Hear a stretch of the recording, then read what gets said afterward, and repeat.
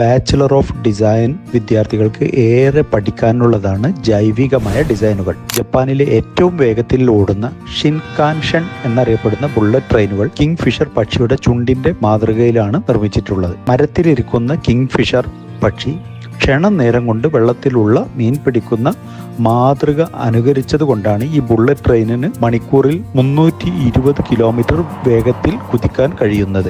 ഇത്തരം ട്രെയിനുകൾ നമ്മുടെ നാട്ടിൽ വരികയാണെങ്കിൽ കോഴിക്കോട് നിന്നും കൊല്ലത്ത് എത്താൻ 1 മണിക്കൂർ മാത്രം മതിയാകും. ഈ ജൈവികമായ ഡിസൈൻ ഉപയോഗിച്ചതിനാൽ 15% ഇലക്ട്രിസിറ്റി ഉപയോഗം കുറക്കാനും ശബ്ദമലിനീകരണ കുത്തനെ കുറക്കാനും തുരങ്കങ്ങളിലൂടെ കടന്നു പോകുമ്പോഴുള്ള മുഴക്കം കുറക്കാനും കഴിഞ്ഞത് ഏറെ നേട്ടമായി തന്നെയാണ് ലോകമെങ്ങും അംഗീകരിക്കുന്നത്.